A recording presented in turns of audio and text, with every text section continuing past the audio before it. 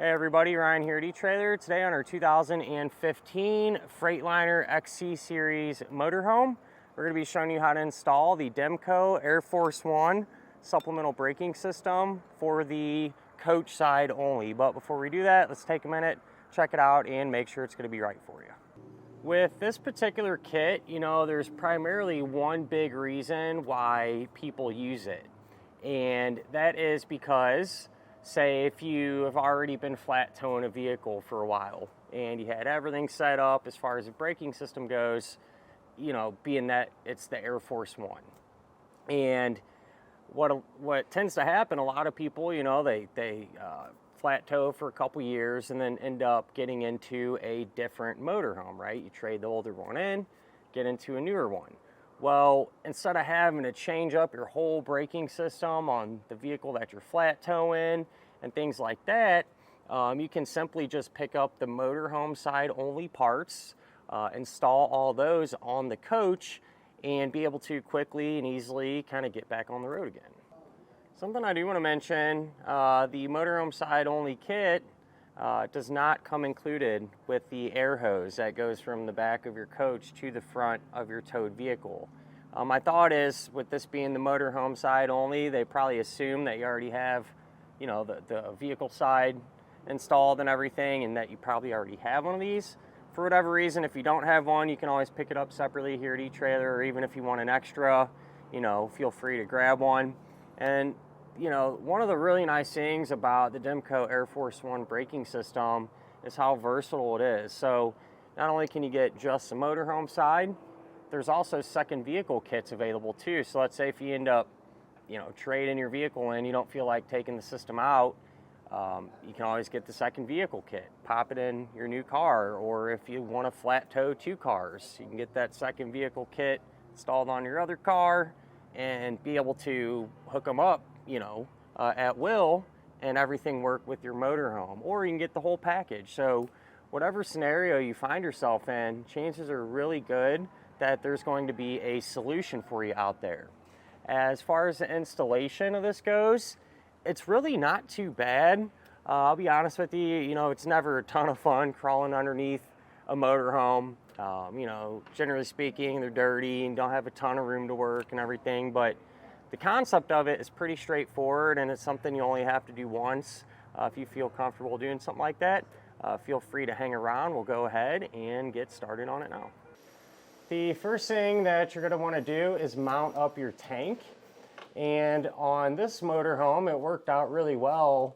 There's actually, where this valve is bolted up to this cross member here, the bracket on our tank actually lined up perfect with it. So I just used that factory hardware. There's 1/2-inch nuts and bolts that you can remove that was originally holding the valve up. Put our tank in place, put the valve back in place, and tighten the hardware back down. Now we can identify what lines we're going to need to tee into with the air line. So you're going to have this large green air line. It's one of the bigger diameter ones, if not the biggest, and it's about 1 foot in front of, behind our tank that we mounted. And that's going to be our supply line, and that's going to have constant air pressure to it. And before you cut and tee into this, you're going to want to make sure to drain your air tanks. So you can just hit the brakes a bunch with the motorhome off until that pressure goes to 0 to accomplish that. And whenever you get this sorted, you want to make sure that this line is really clean. So you can use some rubbing alcohol or some type of cleaner, soap, whatever, and a paper towel to get all that debris and paint and undercoating and road grime off of that. That way when we tee into it, it won't leak. Then about 1 foot below the supply line, we can identify our metered air.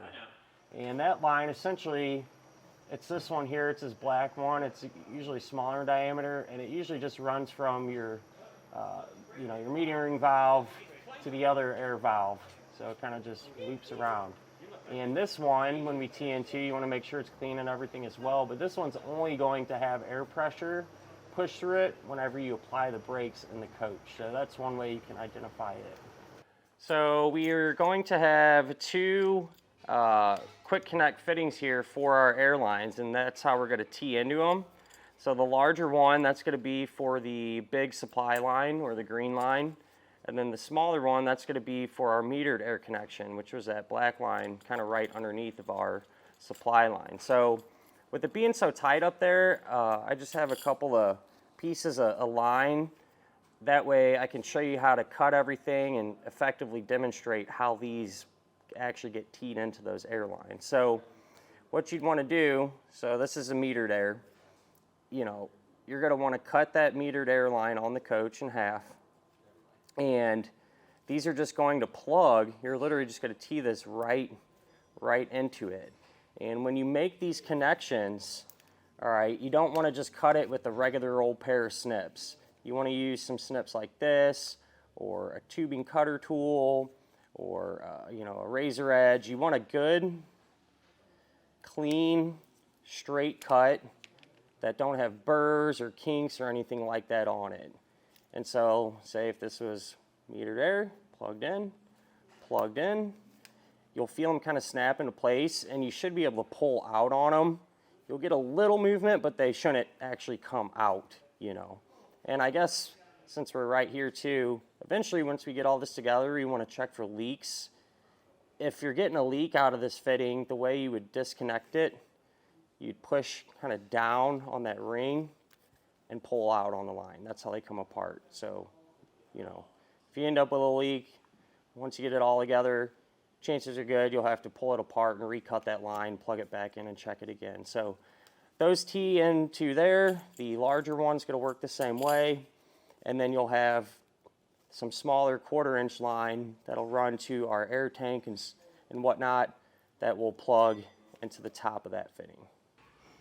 So back underneath the motorhome, I was able to get our fittings teed in, just like we talked about. And this is how it turned out.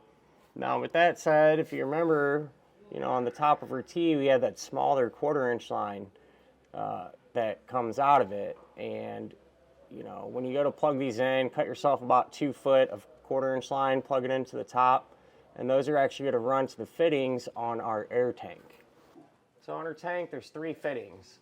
This one over here, where it's just a single fitting, that's where you're going to plug your supply line into. So from the big green hose goes into there. And on the other end of the tank, you're going to have 2 fittings. All right, and this fitting, that's where you're going to plug the line coming from your metered air connection into. So that plugs right in there.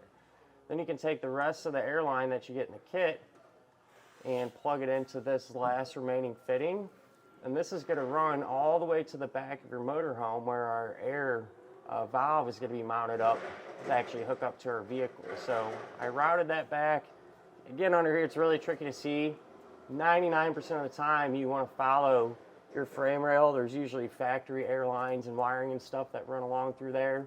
So you can just push it through there to the back. Whatever you do, though, or whatever path you take, you want to do your best to avoid any hot or moving parts and try not to get any kinks or anything along those lines into this airline. So here at the very back, this is where we have our fitting mounted, and it's this style of one here. And, you know, I've never had an issue pre-drilling into the fiberglass. It's really thick, and using the nuts and bolts that they give you to actually mount this thing up. If you don't feel comfortable doing that, I get it. You can always get a no-drill bracket and attach it to your hitch and mount this up to it, but whatever you want to do. My suggestion, or something that I do as well, is I figure out what side of our vehicle the fitting is on and put this on the same side. That way I have a good, clean, straight shot to it. But really nothing to this. You know, mount it up. You'll have your 1/4-inch air line that we got coming from the tank, and that just plugs right into the fitting on the back of this. So that's really about it as far as getting, you know, the motorhome parts installed.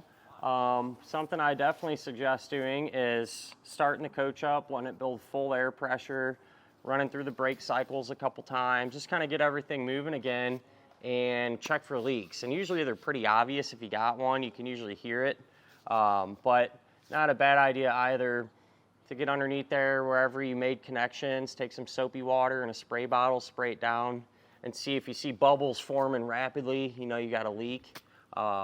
If you do, you can do what we talked about, recut them lines. But if everything's sealed up, you should be in pretty good shape. And that'll finish up our look at and our installation of the Demco Air Force One supplemental braking system for the coach side only on our 2015 Freightliner XC-Series motorhome.